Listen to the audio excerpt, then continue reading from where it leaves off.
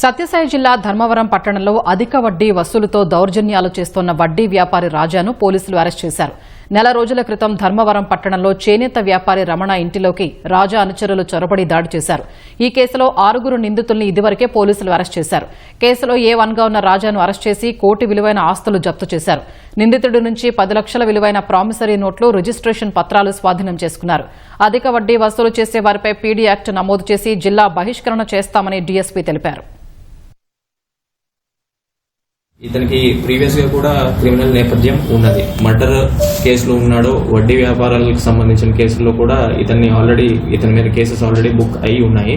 ఇతని మీద మనం కానీ చూసుకుంటే ఒక రౌడీ షీట్ కూడా ఉంది. Rowdy sheet 731A rowdy sheet కూడా ఇతని మీద ఉందండి. 2021 నుంచి చూసుకుంటే మనకి ఇప్పటిదాకా అరౌండ్ 6 కేసెస్ ఉన్నాయి. ఇందులో మర్డర్ కేసెస్ ఉన్నాయి, ఈ డబ్బులకు సంబంధించిన కేసెస్ ఉన్నాయి. వీటన్నిటిని లిస్ట్ మీకు ఇవ్వడం జరిగింది.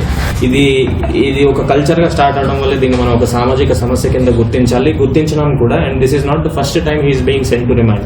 ఇన్ఫాక్ట్ ఈ పర్సన్ నే మనము అరౌండ్ 2 months బ్యాక్ నేను ప్రీవియస్ గా కూడా రిమాండ్కి పంపించినాను. బట్ బయటకు వచ్చిన తర్వాత ఈయన పద్ధతులు మానుకోలేదు. అండ్ ఇలాంటి సమస్య పునరావృతం కాకుండా ఉండడానికి ఇంకా స్ట్రిక్ట్ చర్యలు తీసుకోవాలని మాకు అర్థమైంది. కేసు అయిపోయిన తర్వాత మనము 1 town 2 town రూరల్ లిమిట్స్ లో ఎస్పెషల్లీ ఈ వడ్డీలు ఇచ్చే వ్యక్తుల యొక్క లిస్ట్ అయితే తయారు చేసుకున్నాము. దీనికి సంబంధించి ఎప్పుడైతే కంప్లైంట్ మన దగ్గరకు వస్తుందో ఖచ్చితంగా యాక్షన్ తీసుకుంటాం.